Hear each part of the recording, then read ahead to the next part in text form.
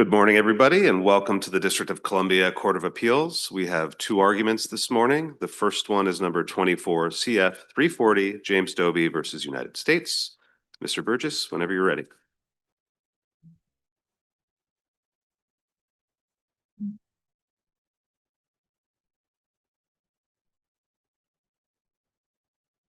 Good morning, Your Honors. My name is Tom Burgess. I represent Mr. DOBY. May I please have 3 minutes for rebuttal? Sure. May it please the court. Carrying a concealed gun is not in and of itself a crime. Facially, it's the exercise of a fundamental constitutional right.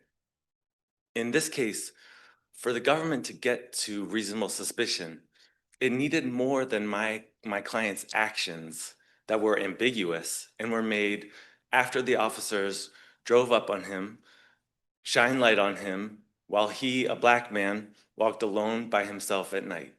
If the government wanted to tie those ambiguous actions to suspicion that a particular regulation was violated, it needed to bring those regulations to the fore at the suppression hearing.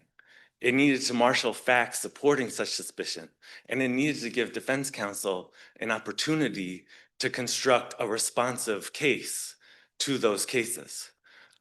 Mr. Burgess, how much does your argument rest on the footnote in Glover, the Supreme Court case that says that reasonable suspicion has to be directed or based on a specific crime?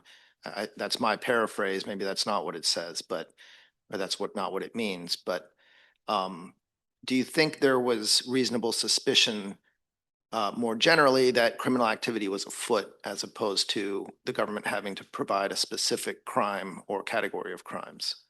Right. I think the government has to provide at least a specific category of crimes or a particular crime. You're basing that on the Glover footnote, basically? I'm not just the Glover footnote. I'm like Terry, it's a particular store and they suspect a particular crime. Glover cites to, it's a hyphenated word, but the last one is punts. But, and they're talking about illegal crimes that happen at the border. Wardlow, we're talking about narcotic trafficking. So there needs to be at least some category. It cannot be sort of an ethereal wrongdoing that my client is doing.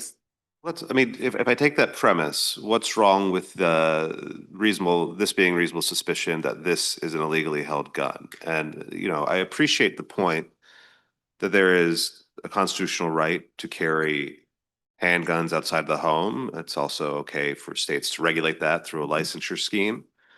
And so what's wrong with saying, well, this guy probably isn't licensed because A, he runs when we ask if he has a gun. That's our only inquiry.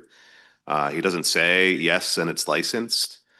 And I don't think the government's ever presented numbers on sort of how many licenses have been issued versus how many illegal guns are recovered at a given period.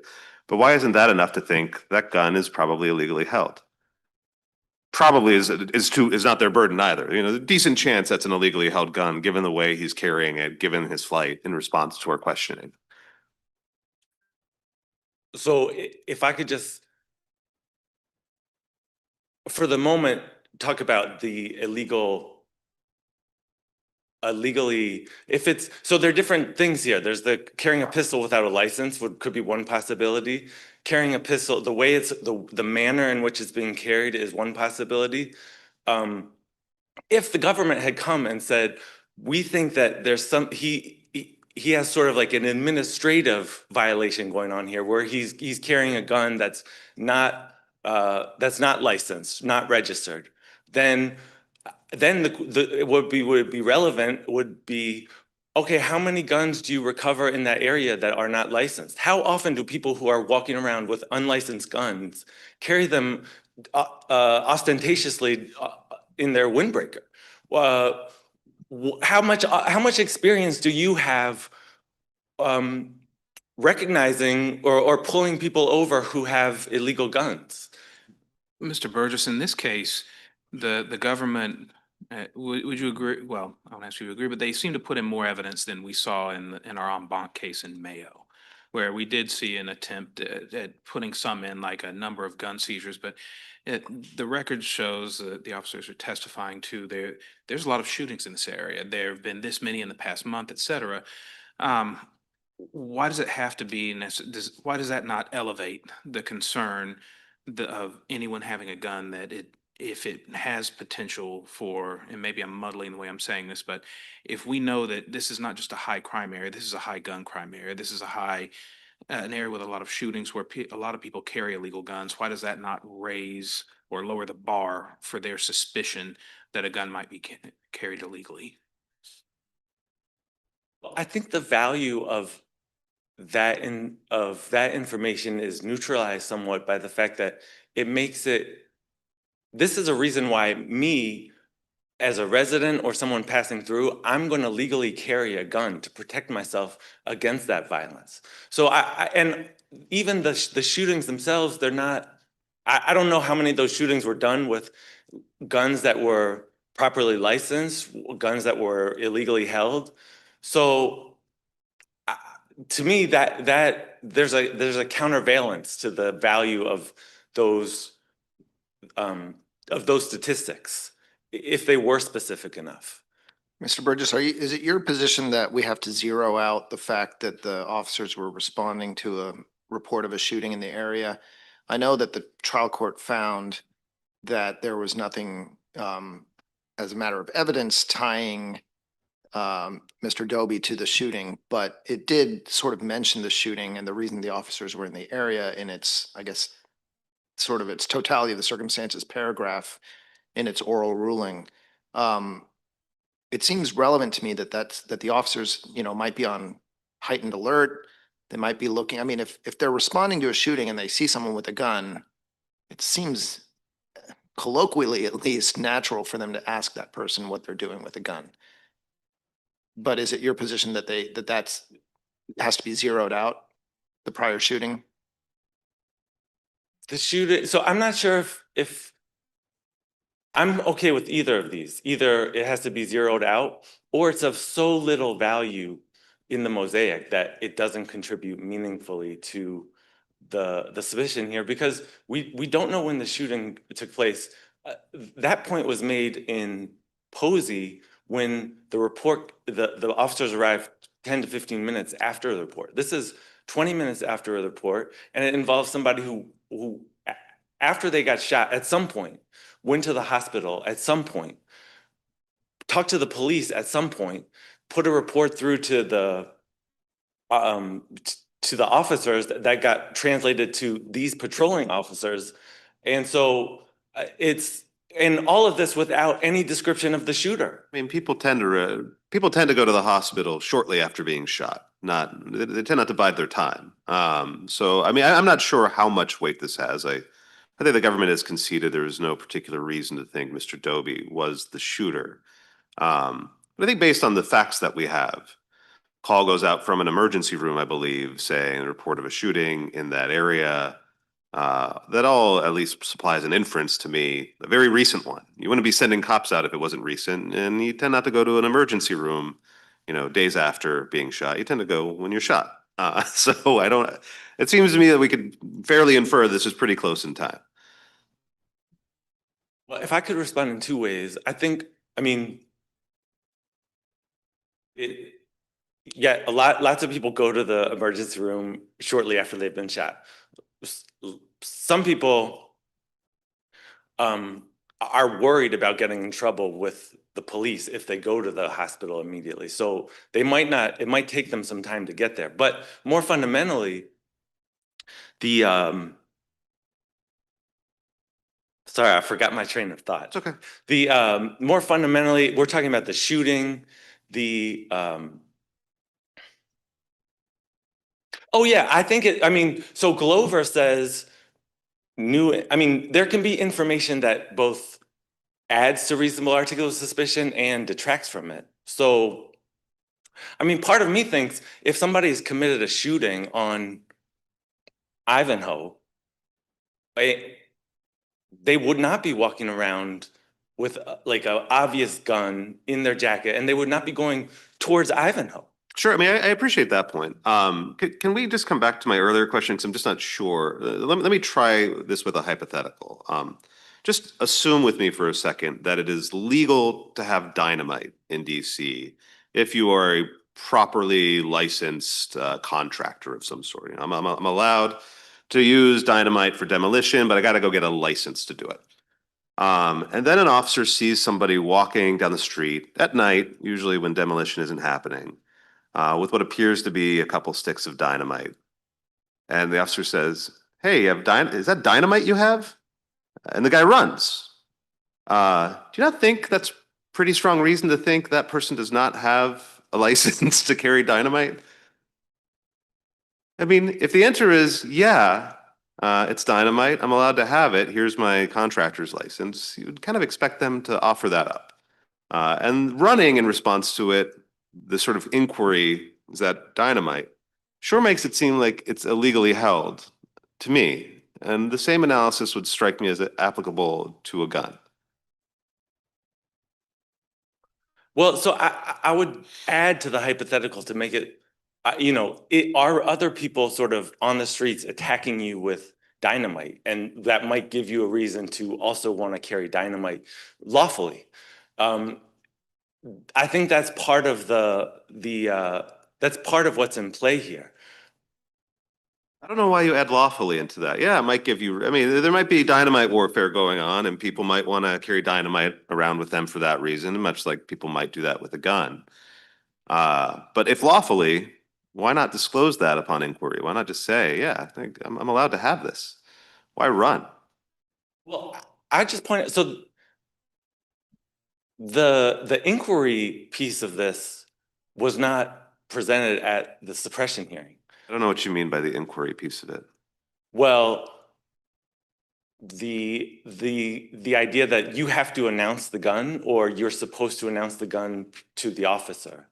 I don't really mean because a regulation says so. I mean, forget about the regulation. I mean, there is a regulation, I think, that, and I believe if you're licensed to carry a weapon, the authorities, and I'm actually not totally sure this is true. It's definitely not in the record before us, but I believe you're instructed that you need to tell officers that this is a lawfully possessed gun. But let's forget about that. Let's say there is no regulation, you don't have to do it. Isn't that sort of what you would naturally expect somebody to do who is lawfully carrying a gun? I mean, they might not come up with that in the mere seconds, but when somebody says, "Hey, do you have a gun?" Much like in the dynamite hypothetical, if lawfully held, you would kind of expect them to say, "Yeah, but here's my license," or "I've got a license for it." And running seems at least somewhat incriminating. Well, in the context, it's at night. The officers are going across the wrong way of traffic towards him. He suddenly has some light illuminating him, and it can be. I mean, all the reasons that the court has stated in cases like Mayo and Posey and Miles, those don't go away because he's got a firearm. And in some ways, they might be felt more intensely because he has a firearm. I mean, it can be, I'm sorry. I was just saying, this argument seems to be leading towards a point that I didn't necessarily get from your briefing. Do you think that he seized at the point that they pulled up on him and shined the spotlight? No, I don't think he's seized at that point because he hasn't submitted to authority. But I think that's part of the totality is what context is this flight happening in? And it can be scary to come across with the police who might not respect your Second Amendment right and might not see you as presumptively a lawful gun, someone. Then, I mean, is your argument turning then on the distinction as it is in the case law between provoked and unprovoked flight? Or is it a more general argument that flight is always sort of a non-incriminating factor, at least for people in certain communities, people of certain backgrounds? I wouldn't say always. I would put it like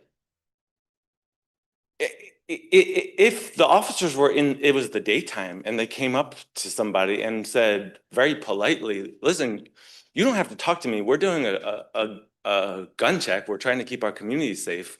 Do you have a gun? Then that looks a lot different than it's at night, the lights are suddenly shined on you. The trial court found it to be an accusatory question. That's scary. That's scary for a lot of people. And so I think this court has recognized all the reasons why that would be scary. But you're, just to get a more direct answer to my question, not that you were trying not to answer it, but are you calling this provoked flight? Yes, Your Honor. Okay. This is provoked flight. By virtue of the spotlight and the accusatory question? I mean, I think what we said in Mayo is, provocation is not a binary thing. You kind of have to, how provoked was it can inform how incriminating flight would be. So, but when kind of considering how provoked it is, the things you want me to consider are spotlight and incriminating accusatory question. And pulling over to in the wrong way of traffic, and both of the officers getting out, and one of them walking parallel to my client. Keep in mind, this is after my client. So the testimony is the testifying officer gets out of the car and starts walking somewhat parallel, and his testimony parallel to my client. And his testimony is my client sped up his pace, and then ran. My client is sending a very clear message. I choose not to interact with you. I don't want to do this. Can I ask, just when considering how provoked this is, why do you say, do you have a gun, is an accusatory question, when I think we've established that that's constitutionally protected behavior? It's sort of a half accusatory, if you've got a gun, it's not licensed, that's a problem. But if you've got a gun and you want to tell me that it's licensed, it's not. So why would we kind of filter that into the necessarily accusatory side of the ledger? Well, I mean, that's also in the context of of it being at night and having light shined on you and having officers get out, two of them, and it's a scary experience. I think reasonably so, for sure.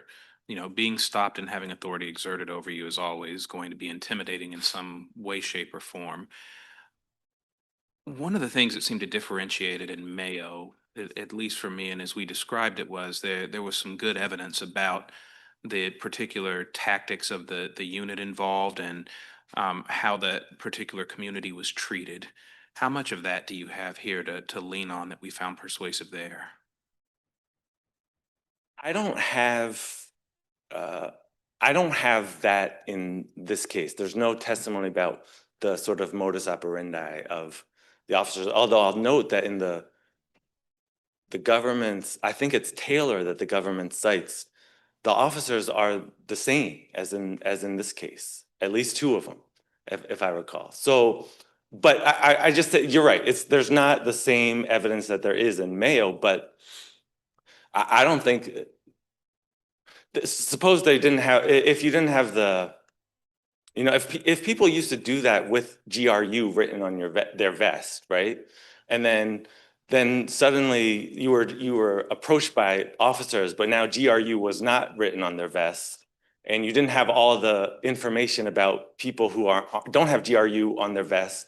You still find that you'd be I don't want to be found by an officer with this gun. I might be linked to something else. They might get nervous. They might shoot me. This is the stakes are very high. So I want to get out of here. I see my time's up. Thank you, Mr. Burgess. We'll hear from the government. Mr. Brock.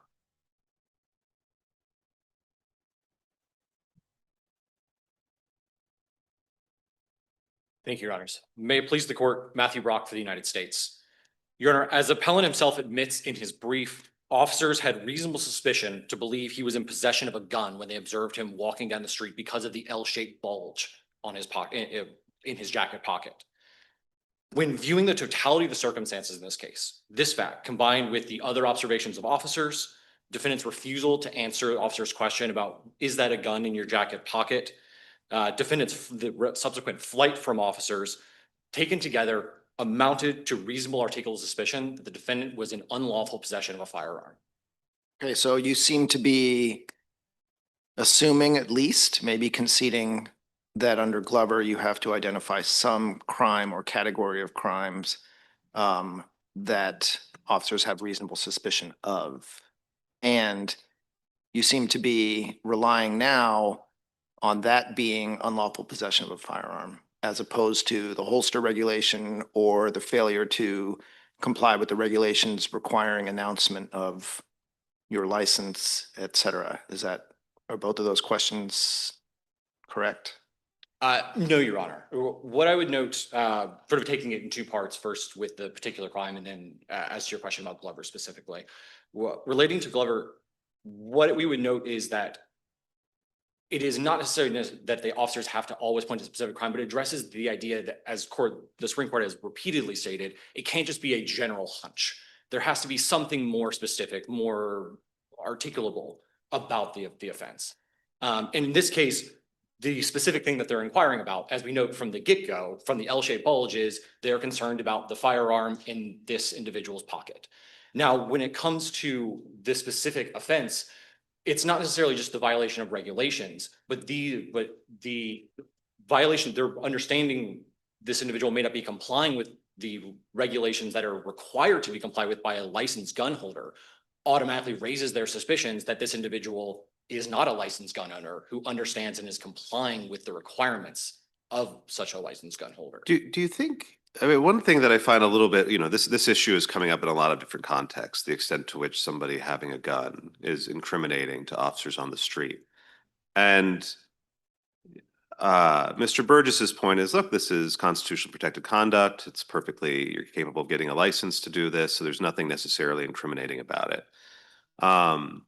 And I kind of think of, well, if as a matter of fact, most of the guns on the street are lawfully held, let's just say, you need a license to drive a car. So an officer asks you after you get out of your car, hey, were you just driving that car?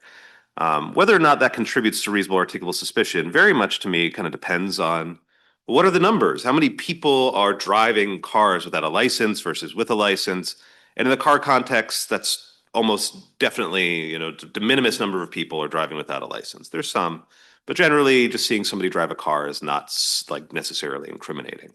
And I don't know if holding a gun is like that. I suspect it's not. I suspect that, if I had to take a guess, there are probably more illegally recovered guns in the district than there are people who have licenses to carry a gun in a given year. But I have no idea. Does the government have, and why isn't the government putting in some evidence to kind of substantiate why mere possession of a gun stands a reasonable chance that that gun is illegal? Sure. So I guess two things. One, I think in this specific case, it's not mere possession of a gun alone. It is the totality of the circumstances. However, when it comes to statistics, especially, I think there is reason to be cautious, in part because we don't necessarily have the input, the full input. We don't necessarily know how many unlawful guns are present in the district. We can give maybe how many are recovered versus how many we understand to be licensed, but there are still, there's the old saying of there are lies. But do you agree with sort of the hypothetical that seeing somebody driving a car and they get out of their car, then an officer flashes their lights on them and says, hey, were you driving that car? And they flee. The fact that they were driving a car and asked about whether or not they had, were you driving that car would not seem totally relevant to whether or not there was RAS to stop them, right? I mean, it seems highly likely that person has a license to drive the car. There's no real reason to doubt it.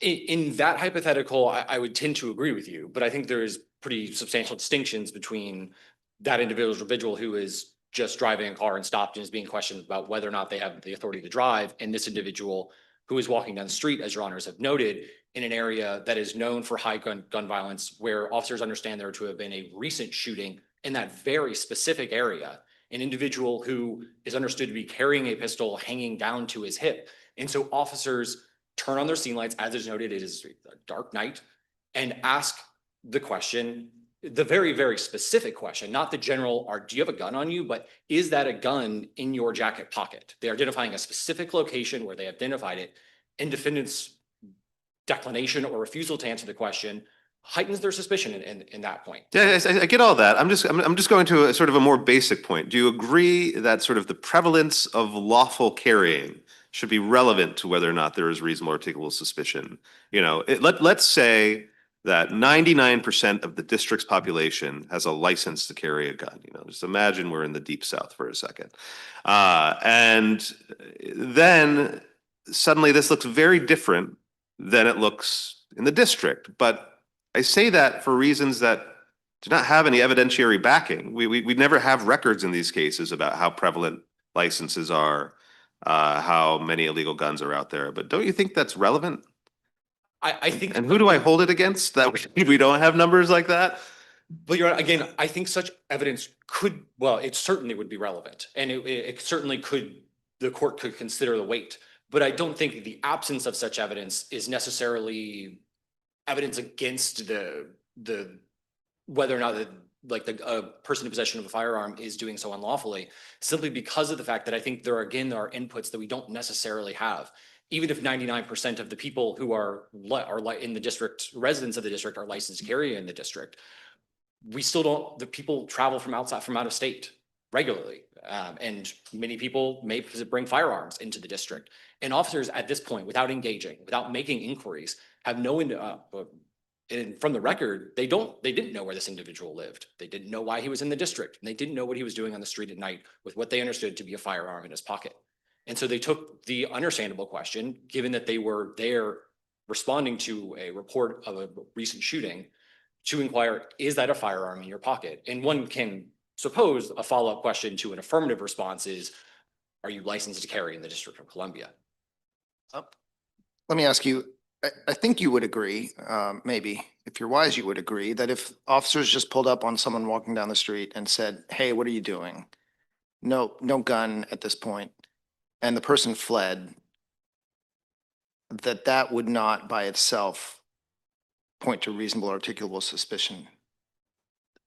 I would wholeheartedly agree. I think the one point that is also relevant for the court to consider is the manner in which officers approach.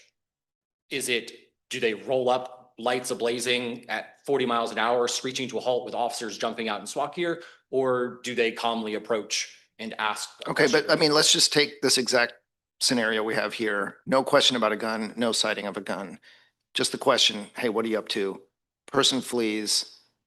I think we've pretty clearly said that that's not enough by itself. I would agree. And okay, so then my question is, it must be your position then that everything changes if the question is, do you have a gun?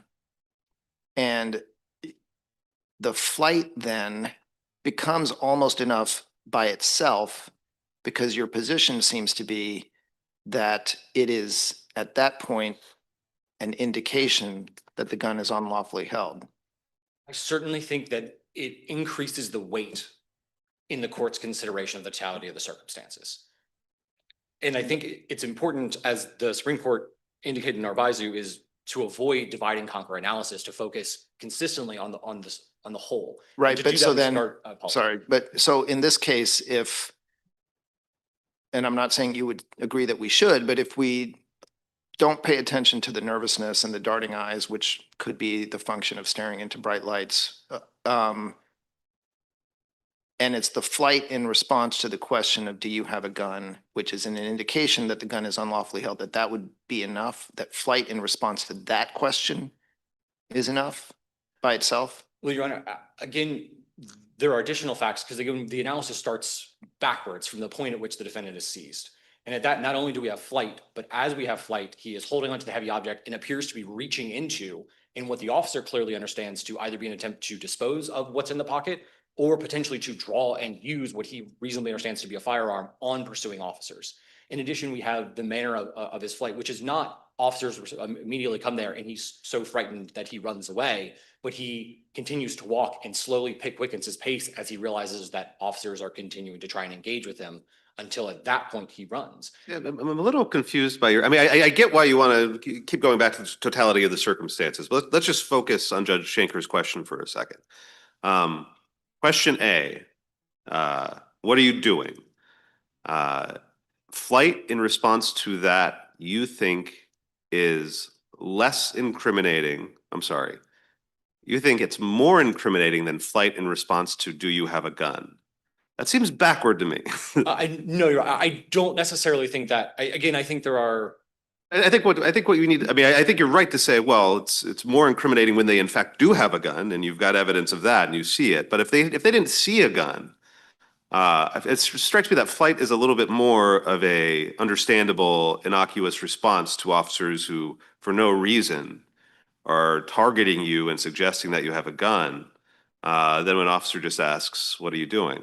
Your Honor, I would agree with that. Okay. Again, my inclination again is the inquiry, for example, in Terry, the officer just observed individuals kind of pacing back and forth in front of the store, which is pretty innocuous activity, and would ask the question, what are you doing? Which is very different than just walking up to someone who's meeting outside of this courthouse and just officer stopping and saying, what are you doing? When you want me to consider what's going on in the midst of the flight, can you just spell out the facts a little bit for me? I appreciate there was some evidence that he was sort of grabbing at his pocket. I believe there's some testimony that he appeared to be trying to get it out. The officers certainly seemed, when he drew his gun and said, "I was about to shoot you," he seemed to be of the view that this guy was trying to get that gun out. But what is the evidence? I just don't have it at the top of my head. So what is it? So beginning right at the point when the testifying officer had exited the vehicle, as appellant counsel mentioned, we began walking parallel. Appellant quickened his pace before breaking into his officers, then pursued. At which point he noticed that he was holding on to his jacket pocket, which had been hanging by his thigh, and was now holding it up as he was running. He then said he took his left hand and reached across and appeared to be trying to go into the pocket with his left hand for more than just like a momentary, like, I'm adjusting. He seemed to be spending enough time over there that the officer understood that he was trying to remove the object, the L-shaped object, from the pocket. And it was at that point that he said the words that Your Honor noted, and then defendant subsequently submitted to authority. And you think that goes to the unlawful possession as opposed to something else, like he's going to shoot the police officer? I mean, I suppose discarding of the gun would also go to unlawful possession. Is that? Yes, Your Honor. kind of your I view? think that would again go to unlawful possession of an individual who is running and appears to be trying to either withdraw and use, which would certainly not be lawful behavior when officers are following you, or dispose of, which again would raise that suspicion. I think in this question, obviously here would also go to the armed and dangerous analysis for a subsequent pat down after a terrorist stop. Since everyone's looking at me. You don't have to. Well, no, I am interested. It seems to me highly irrelevant, this line of, oh, well, he was potentially going to use the gun on the officers because we know that he didn't.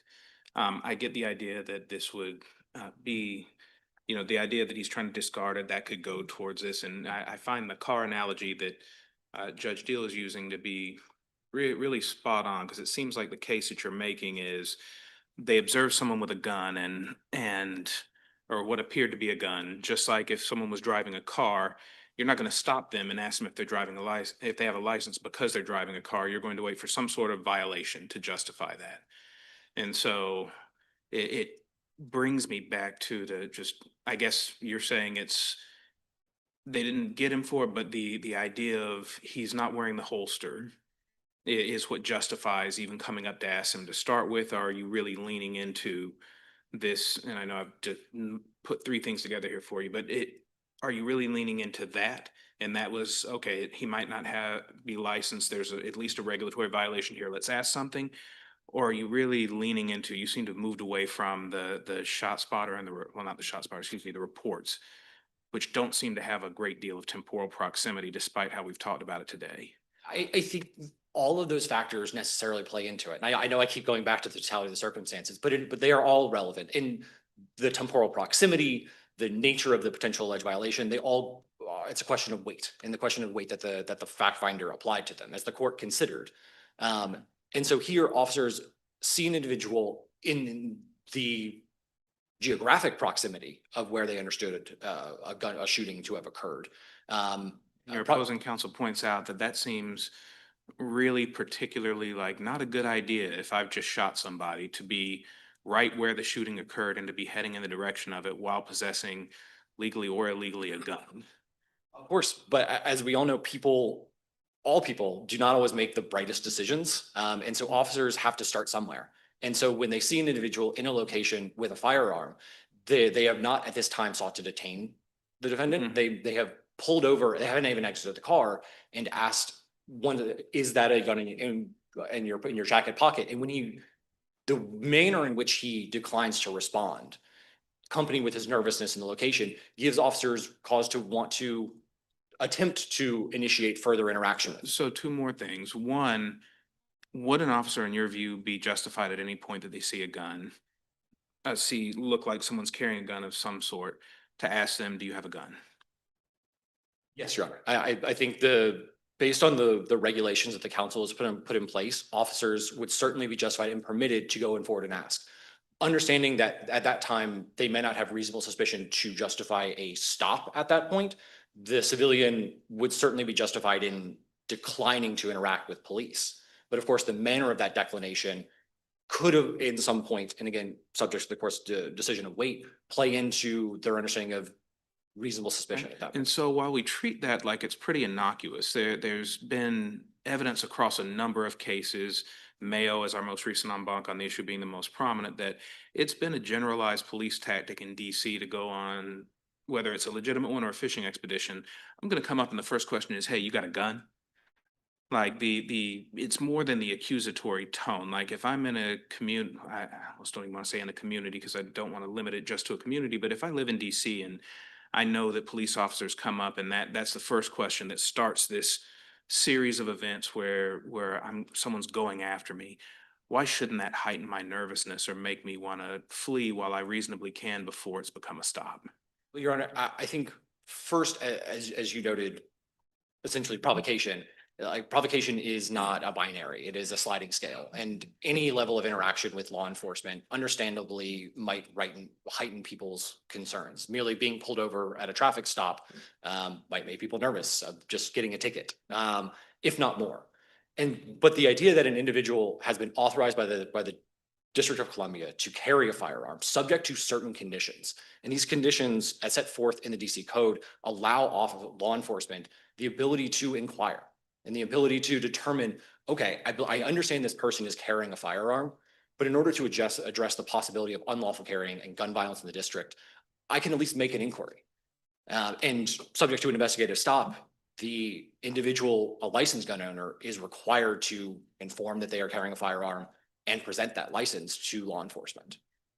I guess, so I don't want to drag this out much longer if we don't need to, but this goes back to the question I had earlier. If that person walks away without answering the question, it seems like logically your position would have to be that that is an indication that either that they violated the regulation of answering, providing their license, or that it's an indication that they don't lawfully possess the weapon, which at that point, in the case of gun questions, essentially wipes out, whether it's flight or just walking away, it wipes out the individual's right to not interact with law enforcement in the case of gun crimes or gun questions. I would say that merely someone walking away may not in and of itself be sufficient to rise to reasonable articulable suspicion.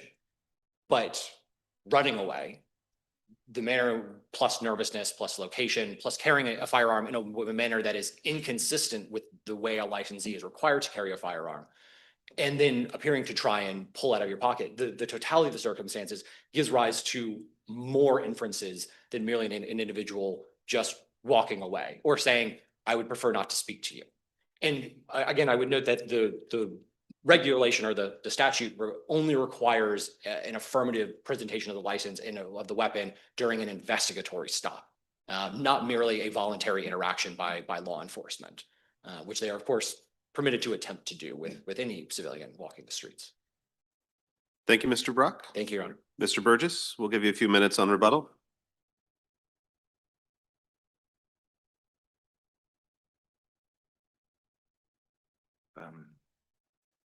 So if I could just pick up on sort of the statistics that Your Honor was talking about, which we don't have here because the government didn't take a more narrow approach at the trial. They really were just saying, he's got a gun.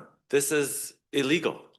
And so, and I'm a little bit like, there's been just some discussion about the regulations, but none of that was brought before the trial court. And the defense counsel might have changed her strategy based on these regulations. Like, we don't know what my client would have testified to. So I'm a little, and I'm still, I just think criminal wrongdoing of any sort, I think is too broad for Terry. I think criminal wrongdoing that has something to do with the gun, I also think is too broad for Terry. So if we're talking about now just licensing, that's not a theory that the government proceeded on, and it doesn't have the facts to support the reasonable suspicion in this case for licensing. I don't know what you mean. That's not a theory the government proceeded on. I think the government proceeded on the theory that this was probably an illegally held gun, which includes it not being licensed, that the individual didn't have a license to carry it outside the home. I don't think that's true. I think You don't think, I mean, let's say they did not articulate it quite so precisely. You don't think you had fair notice? I mean, isn't that what your client is charged with? I mean, convicted of? right, he's convicted of unlawfully of having been a felon in possession. But to me, Yes. and I think maybe also Yeah, CPWL yes. and unregistered firearm, okay? Yes, but the officers, I mean, if I could just step back, the range of gun crimes is somewhat staggering. I mean, we're talking about, we can just have possession. It can be the way you hold it, your licensure. It could have been involved in some shooting, sometime, somewhere, or some robbery, sometime, somewhere, or drug dealing. I mean, people use guns with drugs. It's getting very, It's not very. just additional crimes. I mean, it's always UF, UA, CPWL, sometimes felon in possession. I mean, and then sometimes PFCV if you've got a crime of violence. I mean, we know the old standards, which are, you know, if you've got a gun outside the home, you're probably gonna get hit with a UF and CPWL unless you have a license to carry it, and presumably, usually you don't have it registered either. Can I just ask what your response to the government's point about Mr. Doby's conduct during the flight and how incriminating it was? Particularly, they say there's evidence that he's reaching into that pocket with his left hand. This is all prior to the seizure, so you could consider it in the RAS calculus. That seems highly incriminating to me. It seems highly incriminating. It seems most obviously he's probably trying to ditch that gun, which would be further indication that it's not lawfully held.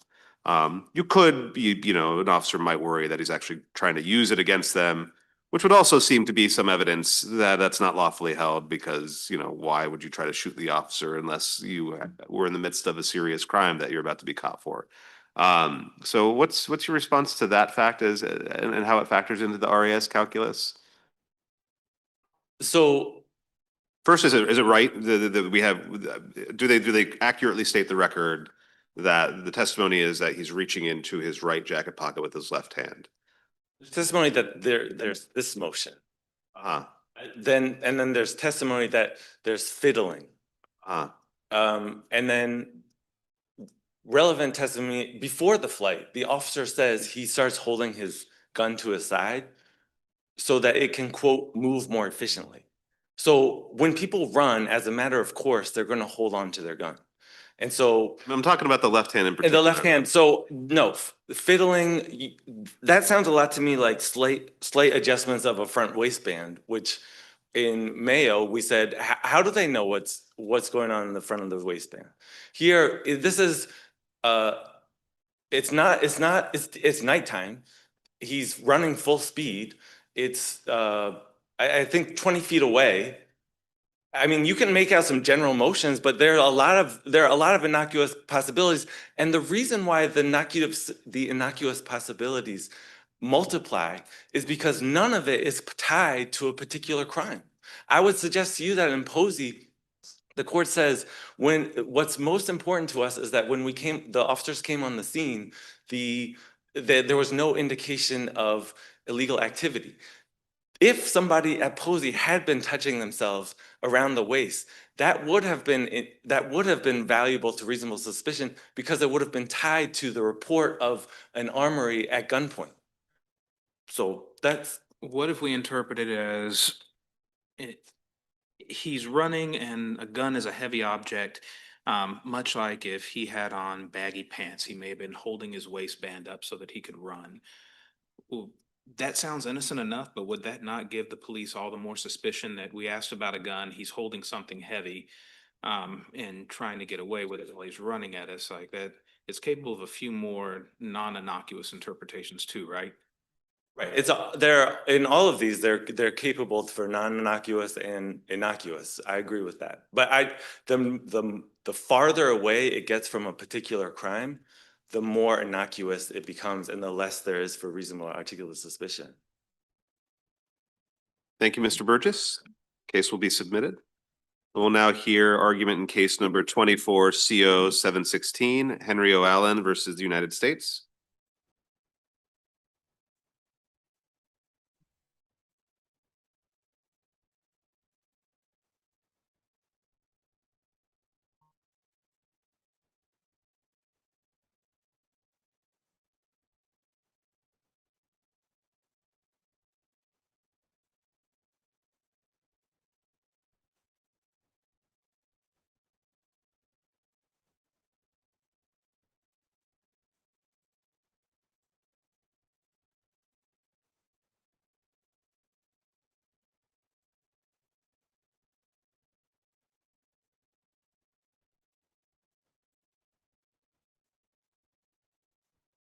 Your honors, may it please the court, Paul Maneri on behalf of appellant Henry Allen, I'd like to reserve 2 minutes for rebuttal.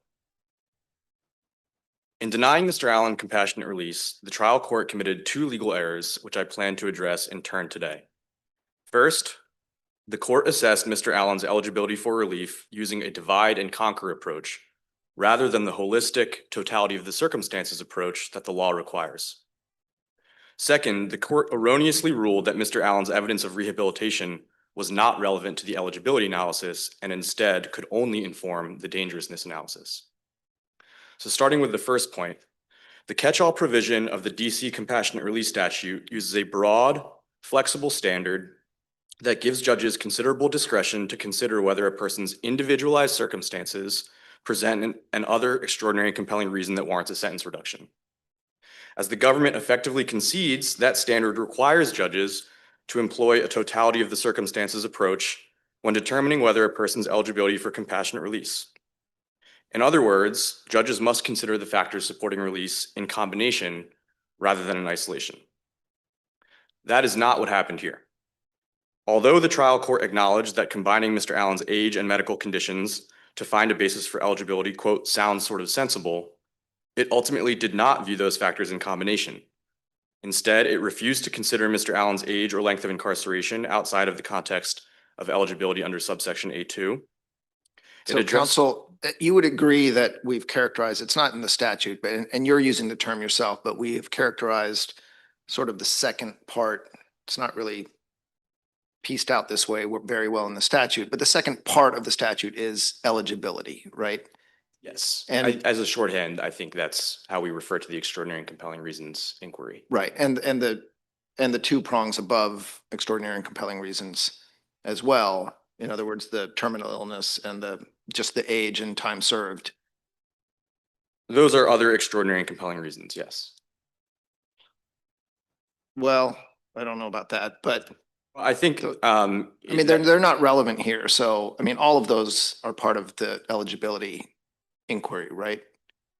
those are all part of the eligibility inquiry. I would push back a little bit on whether they're relevant. And I think that goes back to my point that I do believe that A1 and A2 are extraordinary and compelling reasons for release.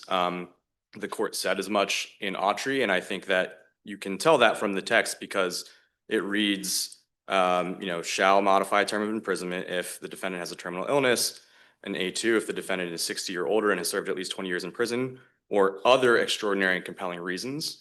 I think suggests that it's referring back to the first two are primary examples of extraordinary and compelling reasons, which is what the court said in Autry. And then there are 4 more illustrative examples in the catch-all provision in A3. Okay. And so I think it is, sorry, it's relevant what is in A1 and A2, the same way that what follows in A3 is relevant to deciphering the meaning of extraordinary and compelling reasons. So your position then is that if an individual falls short of any of the sort of binary, maybe they're not all binary, but seemingly binary factors in from A1 through 3, they fall short on all of them, but they could still together add up to be sufficient for sort of the binary question of eligibility or not? That is our position. I think that the question, as you just phrased it, is not squarely presented in this case. So before I explain why that's our position, let me just explain why I think that's not the question in this case.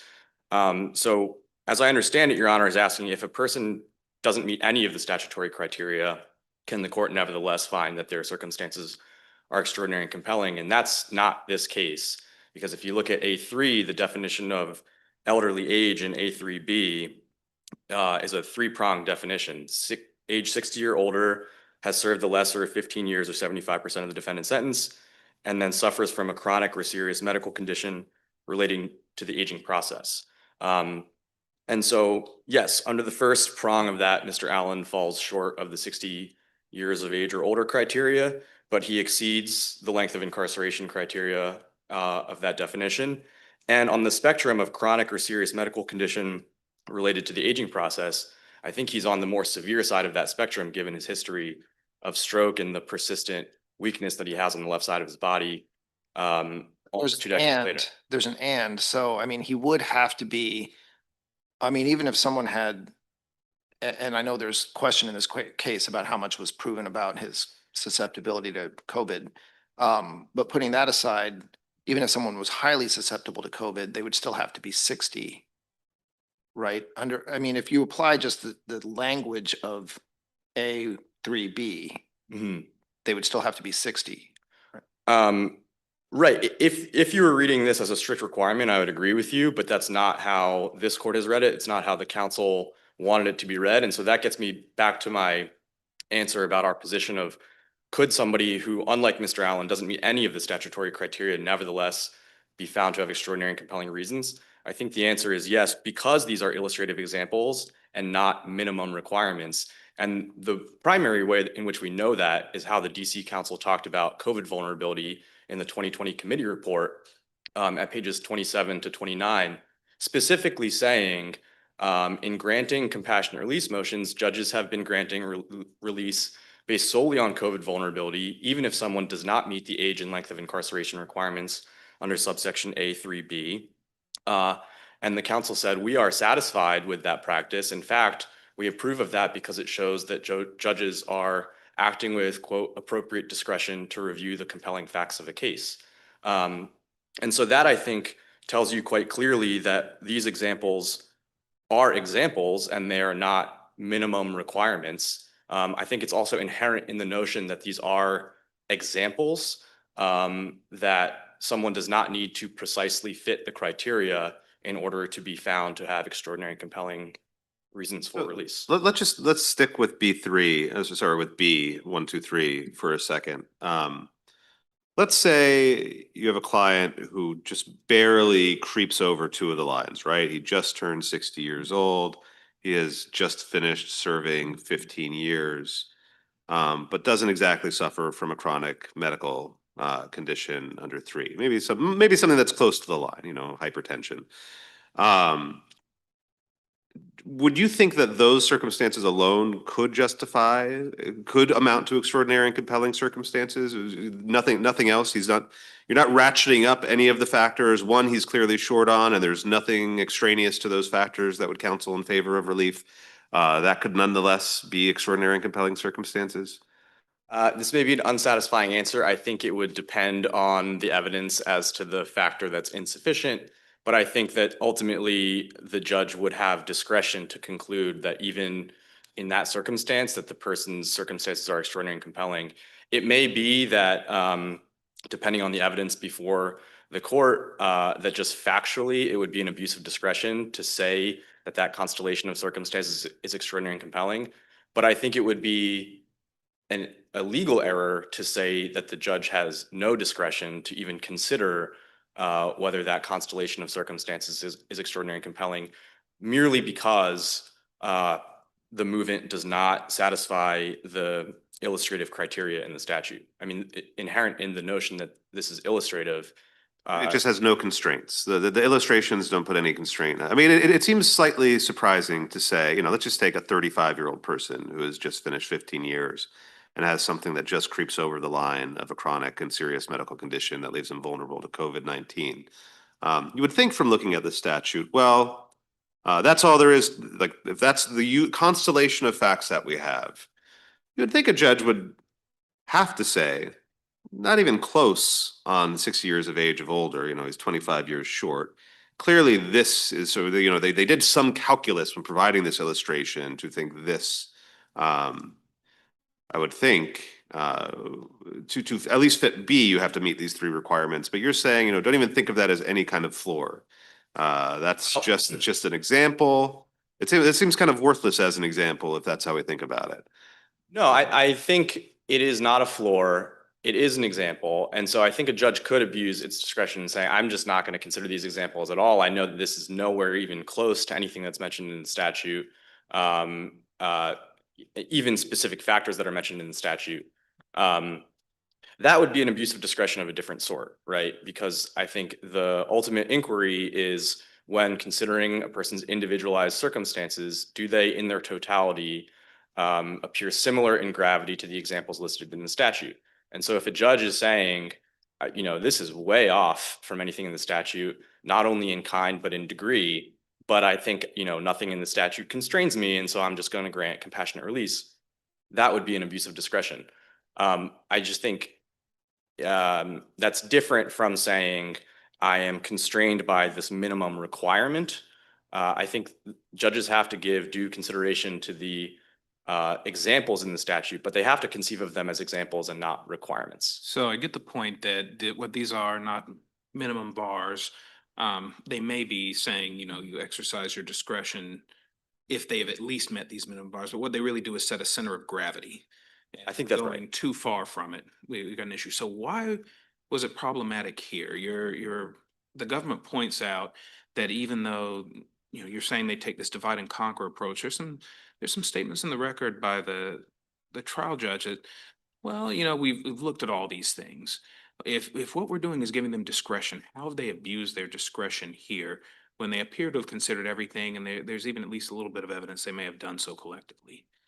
I think the best read of both the trial court's comments at the hearing and its rationale in the order is that it was employing a divide and conquer approach, where it was sort of going through a box checking exercise and looking at first COVID vulnerability, doesn't meet that threshold. Okay, that zeroes out, gets no weight. Then age and length of incarceration doesn't meet the threshold for per se eligibility under A2.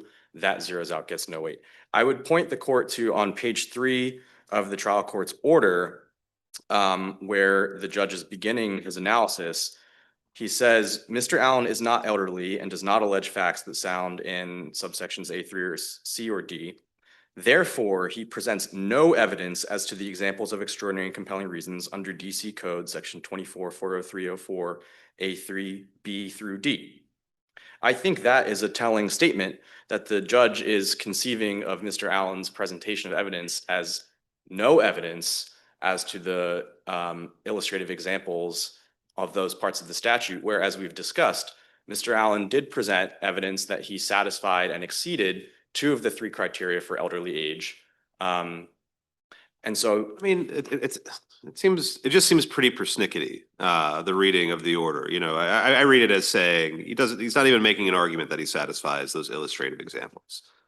You want us to read it for a sort of more rigid statement that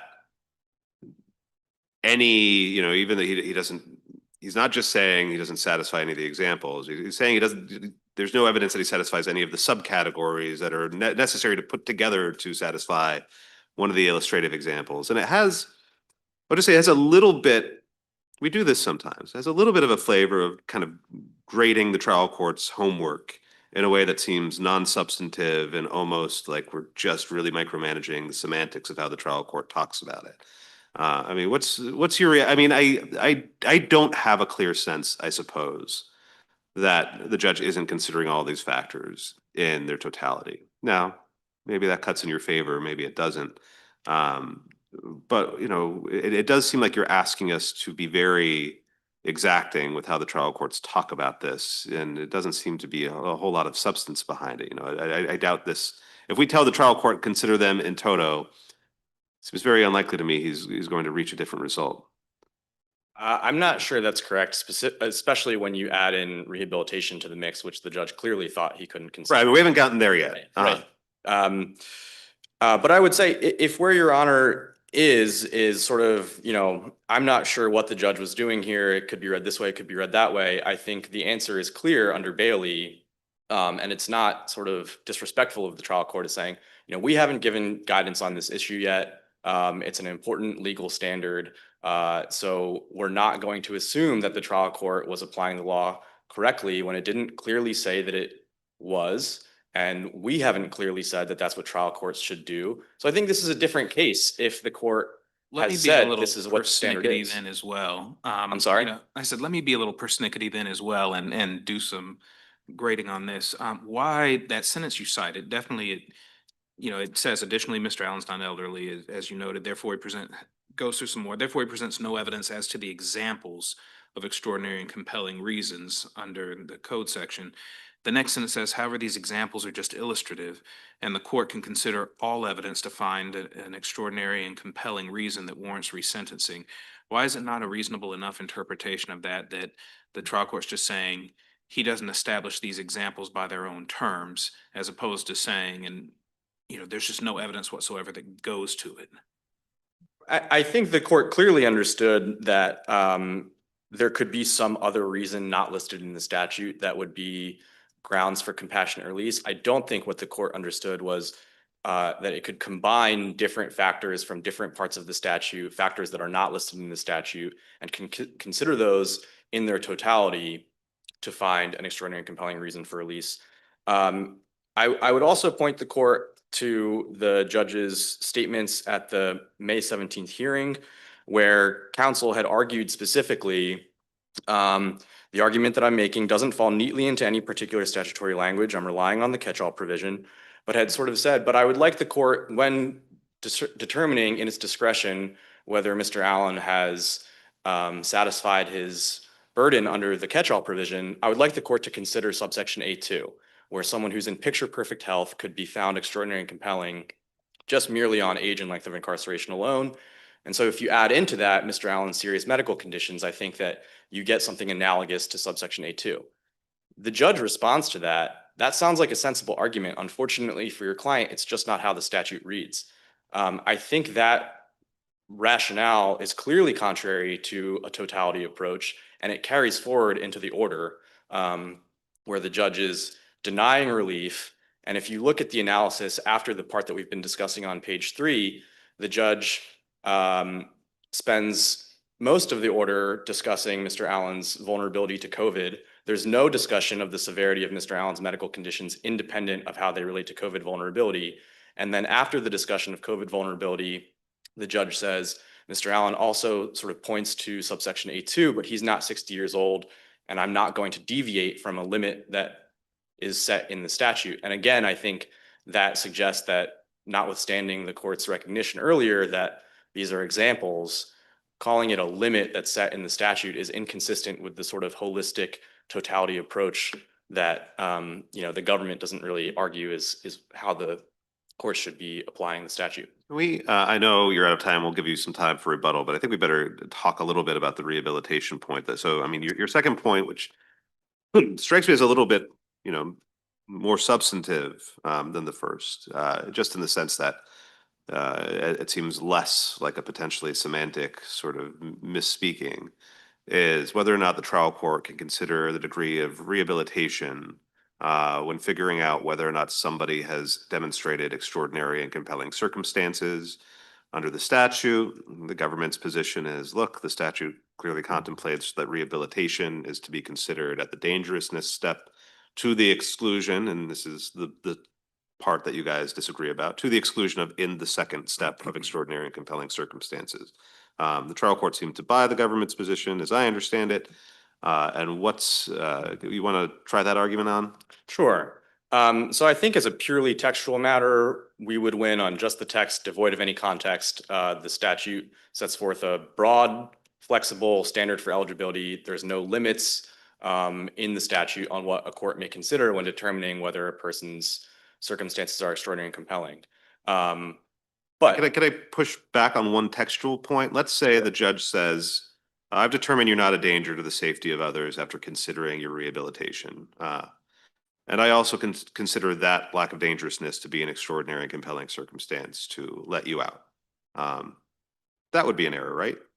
I think That so. would be pretty plainly contrary to the, I mean, otherwise the conjunctive nature of the statute would seem to be obliterated. You could satisfy it just on the first prong, right? I think that's right. Okay. If all the judge is saying is the fact that you're not dangerous means that you get eligibility as well, I think exactly for the reasons your honor described, that would be an error. I think it would not be an error if the judge said, you know, sometimes I see cases where I am just on the edge of whether somebody's satisfied their burden by preponderance, but I have to find them not dangerous because 51% more likely than not that they're not going to be a danger. But in this case, I am 100% sure there is no way that you will pose a danger to society. That I think is a horse of a different color. And the judge could then, in his or her discretion, grant compassionate release based on a finding of extraordinary compelling reasons based on that type of finding. Obviously, that's not this case. Mr. Allen is not relying solely on rehabilitation evidence. He's doing what movements in federal court do all of the time and what federal courts grant motions for all of the time, which is saying, consider my rehabilitation as one factor among several in deciding whether my overall individualized circumstances are extraordinary and compelling. And so that gets me back to, you know, I think, as I said, as a textual matter devoid of context, I think we have the better of the argument. But certainly when the court looks at context as it must, I think the government's argument that rehabilitation is forbidden really falls apart. I think your textual argument, though, if I could go back to that, is not maybe as strong as you think if we factor in canons of statutory construction, which do serve to put bounds on the words other as well as including. And it seems just contrary to all of those canons to say that when we've got examples here that the court consider virtually anything. Are you referring to the canons that are cited in the government's brief? Yeah, I'm not gonna, I took 6 years of Latin, but I'm not gonna try to pronounce them, so. Okay, well then I won't either, but the canons that are referred to in the government's brief, I don't think are applicable here. I think we explained this in our reply brief, but I'd just like to point to what Justice Scalia says in his treatise on statutory interpretation about the rationale for, and I'm gonna give it a stab, a justum generis, which is that the rationale is twofold. First, when the initial terms all belong to an obvious and readily identifiable genus, one presumes that the speaker or writer has that category in mind for the entire passage. The second rationale is that when the tag-along general term is given its broadest application, it renders the prior enumeration superfluous. And the treatise goes on to explain why those rationales are not present when the specifics follow the general term as opposed to the inverse. And I think that's the case here. First of all, there is not an obvious and readily identifiable genus that links all of the examples of extraordinary and compelling reasons. You have something like terminal illness right next to the combination of being 60 years old. Well, and they're having all, served. they're all age and health. And I mean, I think we can agree that age and health are related and are similar. And they all relate to the purpose of the statute, which was, I mean, I think it's very weirdly written that we don't, usually you start with eligibility and then you get to dangerousness. But here, putting that aside, eligibility, I mean, this is a compassionate release statute that was passed in the wake of COVID. And eligibility turns on basically the notion, and I'm paraphrasing here, I'm making this up, but we should be letting elderly and ill health prisoners out early if they qualify in order to reduce the prevalence of COVID in our prisons and reduce the possible spread of COVID. And so that's the link that I see in all of 1 through 3 that doesn't seem to account for rehabilitation. A couple of points, one textual and then one contextual. I think respectfully, it would be reading out subsections A3C and A3D to say that the link is only age or health, because the statute also mentions as illustrative examples of extraordinary and compelling reasons, death or incapacitation of family member, caregiver of children, of spouse or domestic partner. That is not linked in the same way to a person's personal health, and those examples have no regard for age or length of incarceration. The contextual point that I would say is that this statute was passed after the District of Columbia already had a medical parole statute and already had a predecessor compassionate release statute that we cite in our reply brief that's titled Medical and Geriatric Suspension of Sentences. And those statutes are quite clearly limited to granting early release based on a person's age or health concerns. This statute employs different language, is meant to, grant relief to a broader class of people. And I think that that is quite clear when you examine it in its context and understand that it's modeled after a federal law that has existed since 1984 that was, as the Senate report in 1984 described, meant to be a safety valve for when conditions rendered, for when a person's circumstances had so changed that their continued incarceration is no longer equitable.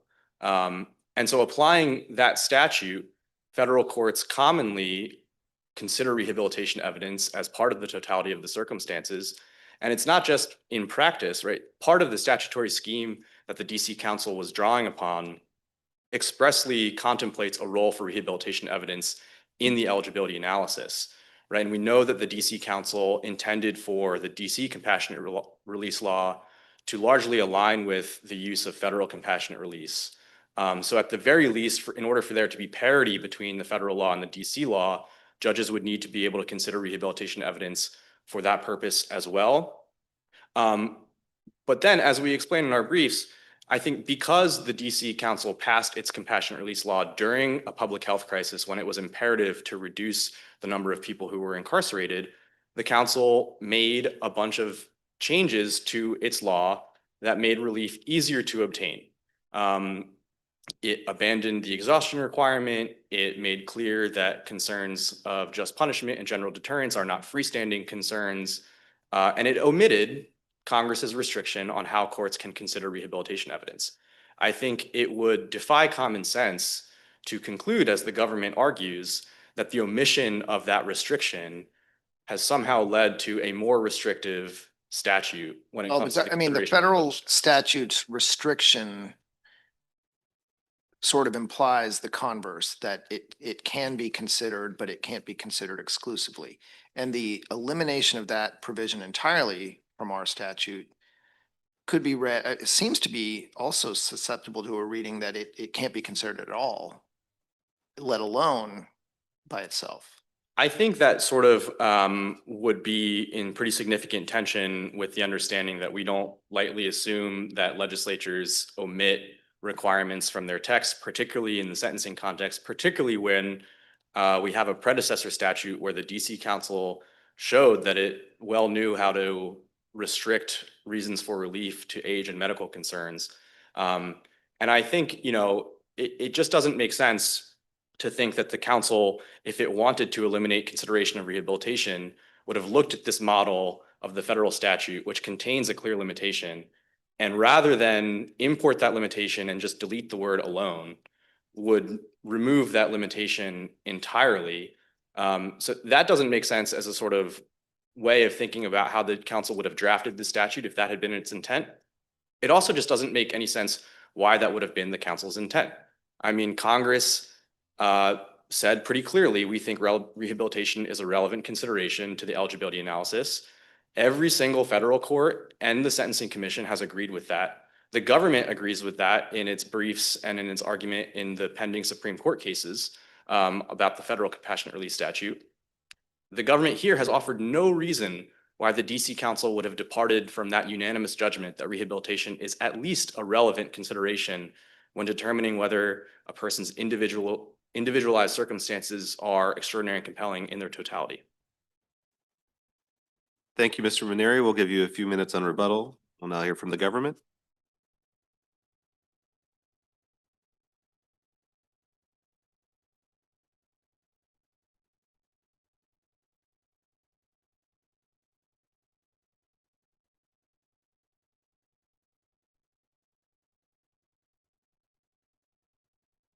Good morning, Your Honors, and may it please the court. Chim Namso Kalu on behalf of Appali, the United States. The government asks that the court affirm the trial court's denial of Mr. Allen's compassionate release motion. First, even assuming that the totality of the circumstances test is the correct test to apply here, the trial court's order shows that it considered the totality of the circumstances. And second, the trial court committed no error in considering rehabilitation solely within the context of the dangerousness prong of the statute, given the text, the legislative history, the context in which the statute was made permanent, and this court's case law. Do you mind if we start on the second point? Certainly. We'll give you time to tackle both of them. I think the way you phrased it is that the trial court didn't commit an error by not considering rehabilitation. I think I might agree in a case where the trial court said this rehabilitation doesn't add anything to the extraordinary and compelling circumstances, that a trial court could do that. I read the trial court's order to be somewhat more rigid than that, there's no, I'm foreclosed from considering rehabilitation. I take it that's the position that you're defending? That the trial court is in fact foreclosed from considering rehabilitation in the extraordinary and compelling circumstances analysis? Yes, we think that is what the DC Council intended with the way that the statute is written in the backdrop under which the statute was passed. Can you start with sort of the practical point that Mr. Maneri raises of what a strange thing to do? So why on earth, for this totally open-ended extraordinary and compelling circumstances test, you can consider everything under the sun but rehabilitation? That is such a counterintuitive proposition to me that I'd want that to be, sort of super clear and kind of want. Could you start with why on earth would they do that? Well, we'll get into all the textual reasons backing you up in a moment, but I kind of just want to start with why would that be?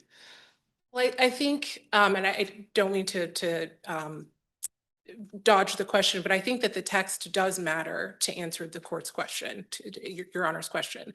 The eligibility portion of the statute lists examples that go to the move-in's age, health, or the health of people in the move-in's family. And so the way the statute is written, even though there is a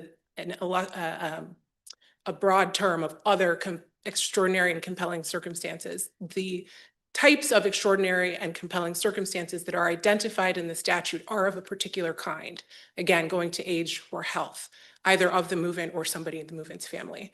And rehabilitation just does not seem to be of the same kind of circumstance. And so let me try, my apologies in advance, a strange hypothetical.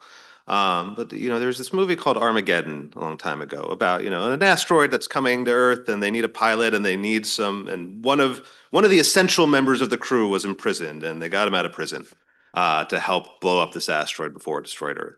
Do you think when looking, I take it your position is, when looking at this statute, would it be extraordinary and compelling circumstances to grant release that this person is necessary to, the continuation of the human race? You would say, no, not under this statute. I mean, they could always get a pardon or something like that, but the statute, that would not count as extraordinary, compelling circumstances. it's been a while since I've seen Armageddon. I tried to lay out the basic facts, and I'm probably getting some wrong anyway. So just take the hypothetical as if it's not part of a movie.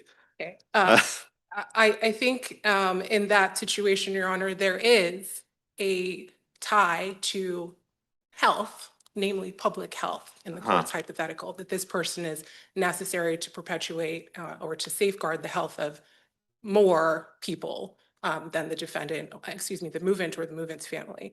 Why call it extraordinary and compelling circumstances instead of if it advances the general interest in his or other people's health? I take it if this inmate were, you know, a cardiologist who could help a lot of people, you would say, okay, that's close enough to health, public health. But you just wouldn't think that from, I wouldn't think that from reading the statute. I would think extraordinary and compelling circumstances is such a wide-ranging terminology to use. They must have meant to put no particular constraints on it to allow for the myriad ways that extraordinary and compelling circumstances can arise that might warrant release. I think that certainly the statute does not contemplate or doesn't provide the total universe of extraordinary and compelling circumstances. But so let's just take that as true.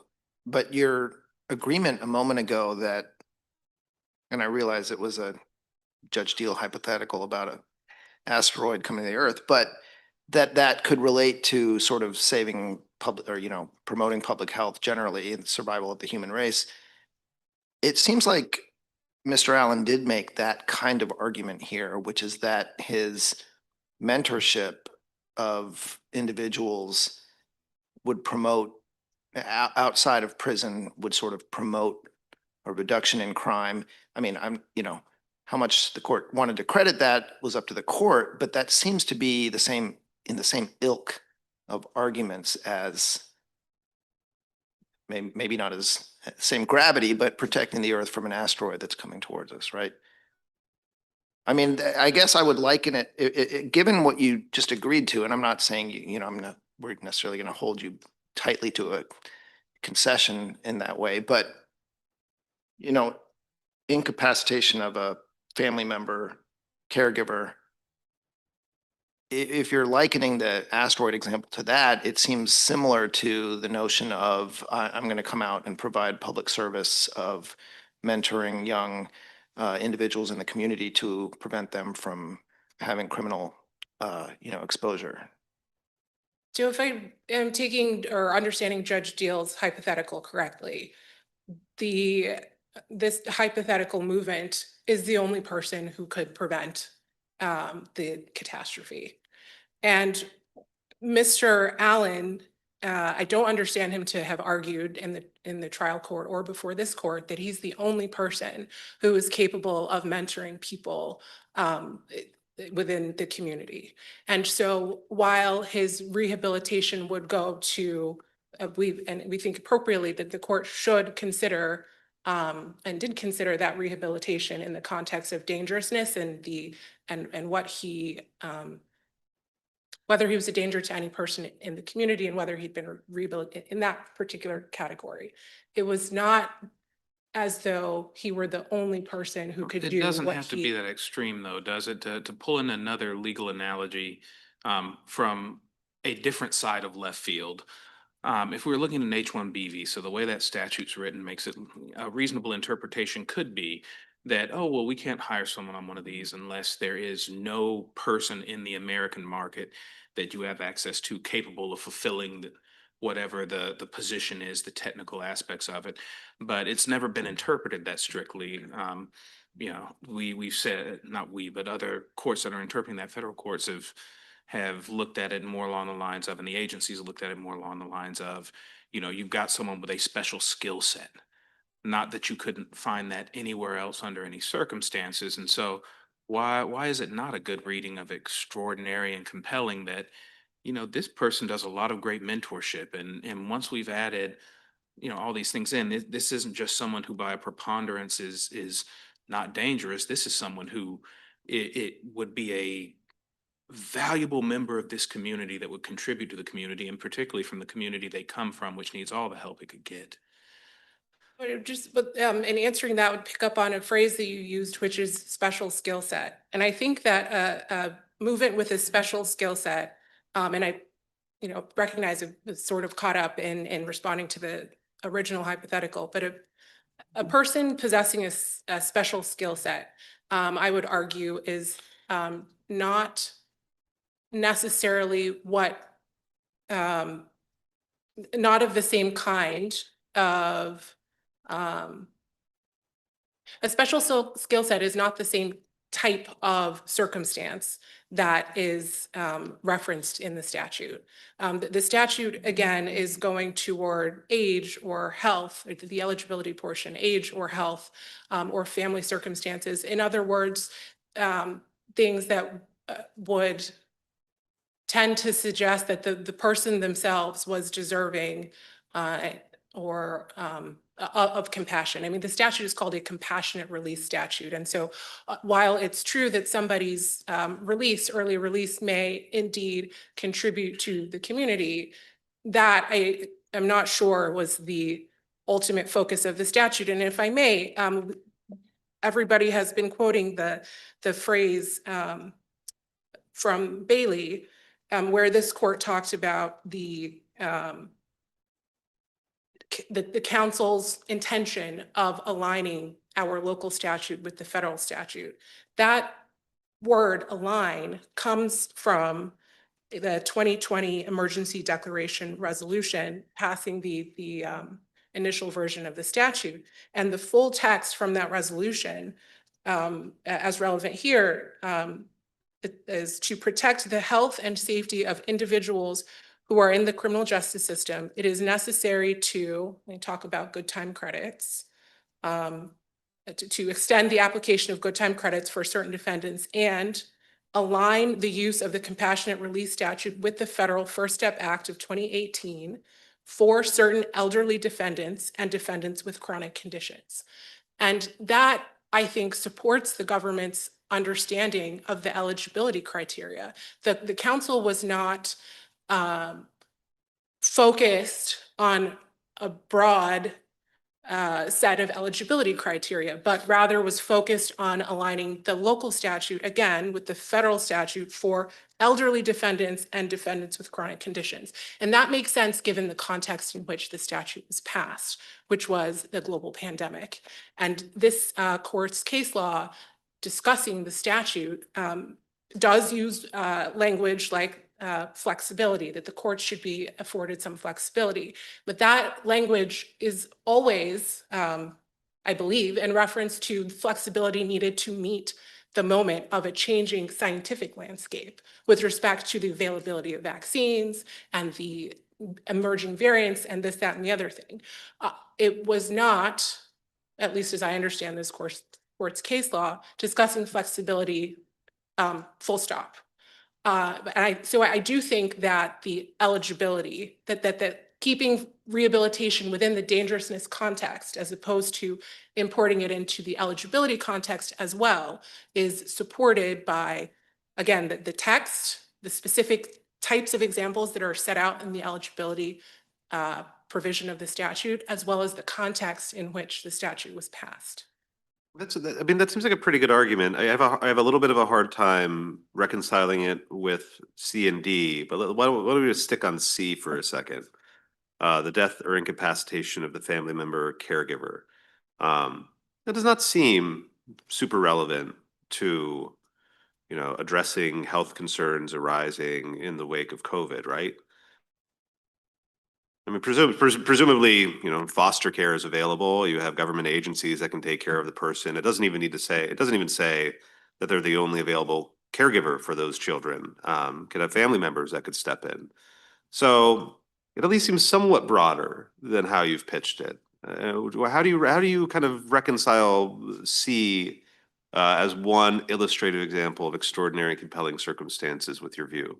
I think C and D, Your Honor, as we noted in our statute, come directly from the, at the time, they were the application notes to the sentencing guidelines, section 1B1.13.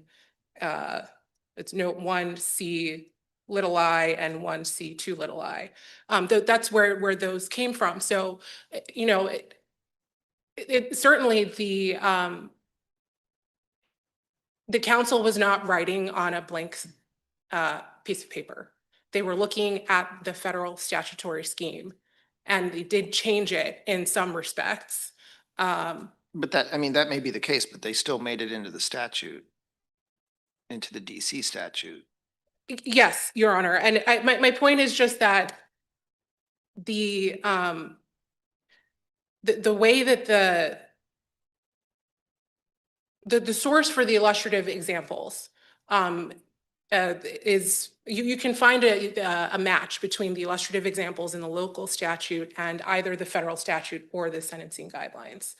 And so the council was trying to, I think, account for the different examples that were given in the federal statute, while also making clear in the committee report, which discusses dangerousness again in the context of rehabilitation, as well as in the resolution that I just quoted to the court, that the primary purpose for the passage of our local compassionate release statute was to respond to the pandemic. And even in the in this court's decisions in Page, where the court quoted the DC Council's committee report lauding the Superior Court judges for providing COVID-related relief, despite the fact that movement may not have achieved the age requirement, and put it loosely, requirement set out in the examples, that each of the orders that were cited in the committee report, and this point is made in the dissent in Page, each of those went to COVID relief specifically. So that's what the council, we think, was focused on flexibility, again, with respect to what was happening in the pandemic, not more broadly. Can we turn to the first issue unless, so I think your argument in your intro was that, and in your brief was that, at least one of your arguments is that the trial court here did consider the totality. So we essentially don't need to reach the issue. If we think that that's a debatable, that it's at least debatable whether the trial court did that, then under Bailey, it does seem like we would need to send it back. And if we need to send it back, then it does seem like we need to decide what the role of the totality is. And so is it I'm a little confused by by the government's position, which is it that the court can't consider these in the totality or that it just doesn't have to? I would say the latter, Your Honor. And that is both for two reasons. The first is that the statute does not explicitly tell the court it should use a totality of the circumstances test. And second, well, of course, there are, well, second is the case law. There is, we do cite the Sixth Circuit cases where at least one federal circuit has said that totality is not the appropriate test. There are other cases saying that it is. This court hasn't spoken one way or the other. And so we think. I mean, that's kind of a harmlessness argument in a way as to what the trial court did. But if we were to send it back, what do you want us to tell the trial courts that they're supposed to do on this question?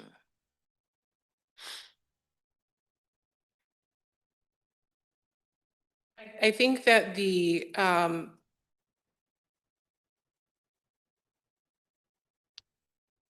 if the court disagrees with the government's position, and I would say, of course, our first, as I know Your Honor recognized, our position is that judge, and I can get into additional reasons for that, that the judge's order actually does take into account totality of the circumstances and certainly didn't reject that as the test out of hand, despite the portions that have been quoted from the transcript. But if the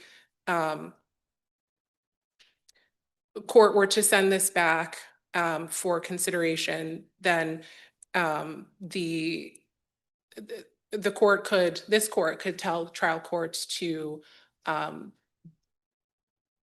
use their discretion and to be clear about which tests are. I don't know that I'm answering your questions. Well, it's just, I'm just trying to figure out if it's that courts always have to consider everything in the totality, or that, does a court err?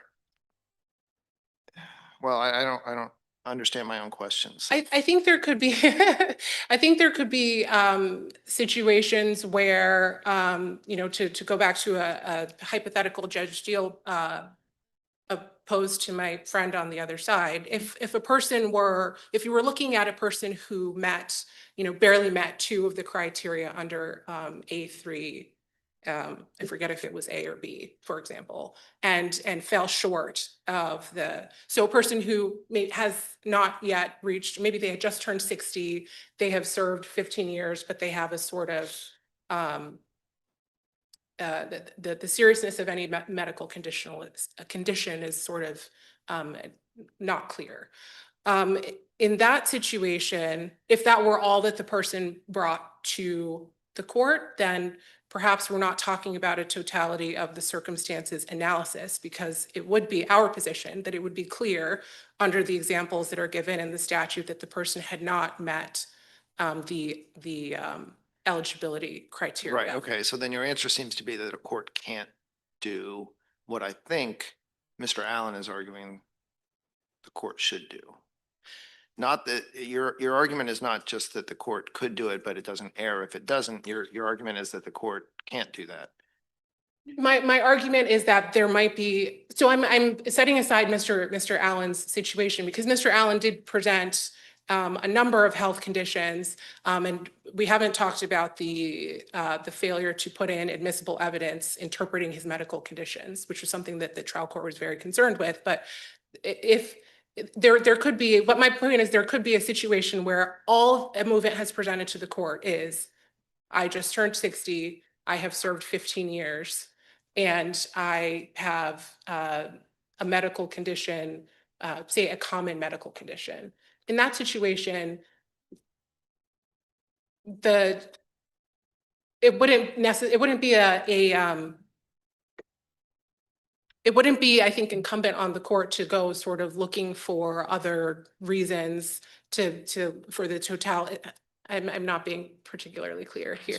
Can I ask, maybe, I don't know if this is going to be, I think it's kind of piggybacks on the last question. So I understand your position to be, you can consider the totality of circumstances. The trial court has discretion to do that. They do not necessarily have to do that. If that is a discretionary call, what informs that discretion? Like, what basis would a trial judge have to say, and here I'm going to consider them, even though in this other case I'm not going to, because ... I have a little bit of a hard time understanding. I mean, is it random? Is it just whatever the judge wants to do? Or are there times where it makes sense to consider them in the totality, but not other times when it doesn't? I think the times when it makes sense to consider the totality are times when a movement has presented that sort of argument to the court. And I guess, that's really what I'm trying to say, that there may be situations where a person is presenting facts that go to a specifically enumerated illustrative example, and there may be other times when a person has presented something from bucket A, something from bucket B, and something that we haven't thought about yet. And in a situation like that, I suppose this court could direct the trial court that it should consider, at least consider the argument that the totality, but for the reasons that the Sixth Circuit stated, I found this is the McKinney case. I found that sentence so bizarre, where the judge says, why would it make sense to have all these factors add up to something more than the sum of their parts? Seems not responsive to the, you should add up the parts and get the total. You would don't add them at all. I mean, that's the analysis I found. I will just confess, I found that reasoning not very strong. And I think even that aside, Your Honor, going back to our main point is that even if totality of the circumstances is the correct test, and this court says that that's what the trial court should have done, we think that the trial court did do that here. My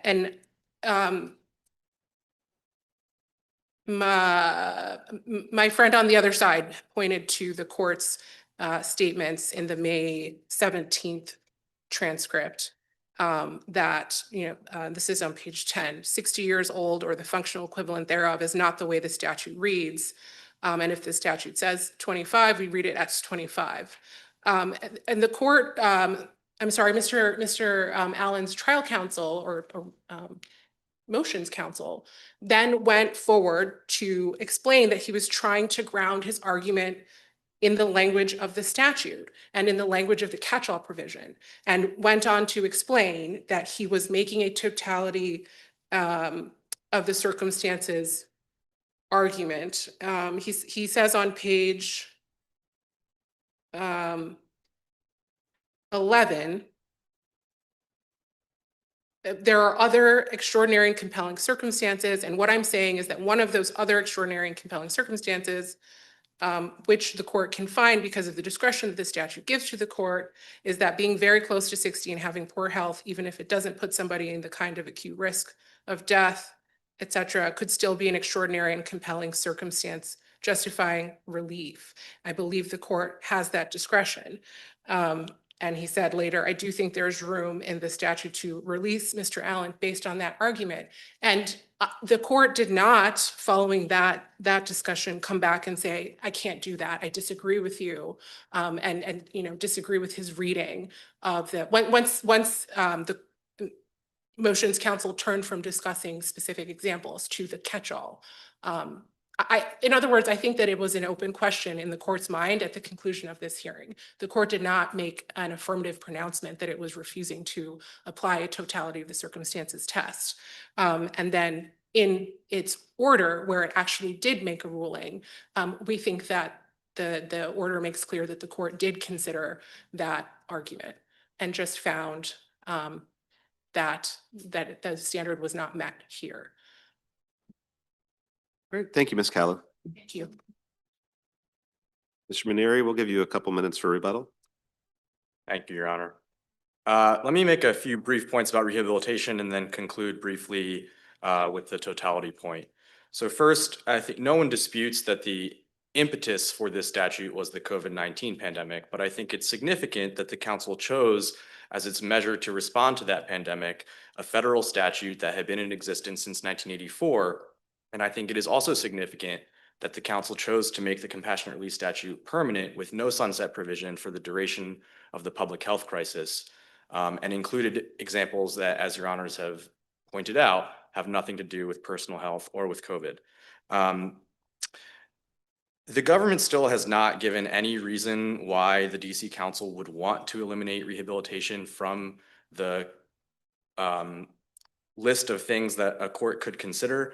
And we think that the language extraordinary and compelling reasons, as the Sentencing Commission has pointed out, sort of inherently requires that other reasons for release be similar in gravity and not necessarily in type to the reasons that are listed in the statute. And that makes sense because the circumstances that might warrant a sentence modification are so vast and so difficult to list that a council or a legislature or a sentencing commission, whatever the relevant policymaking body is, would be unwise to attempt to list out all of the possible considerations and permutations of considerations that could qualify for relief. I also want to point out that we know from Concepcion that trial courts have broad discretion at sentence modification proceedings to consider information. The government hasn't disputed that principle, and Concepcion tells us that the only time that that broad discretion to consider information is limited is where the Constitution or the legislature has expressly done so. There's no such express limitation in this statute. The most I think that the government can point to as a textual matter are the statutory examples and this idea that the canon of a justum generis somehow serves a limiting function. I think, as your honors have noted, the caretaker example sort of puts a hole in the government's limiting construction because it is not really focused on personal health. It is more focused on the value that a person could provide to society if released, sort of similar to the asteroid example. Can I ask you to, I think Judge Deal asked this earlier and I may have missed your answer, but take a 45-year-old who has served 20 years, or not, a 45-year-old who's served a lengthy term, is in perfect health, but is super rehabilitated, as far as whatever that means, but I think everyone agrees that he's as rehabilitated as one could be. Could a court legally release him under the statute, and would it be within the court's discretion to do so? Or could we find that it was an abuse of discretion?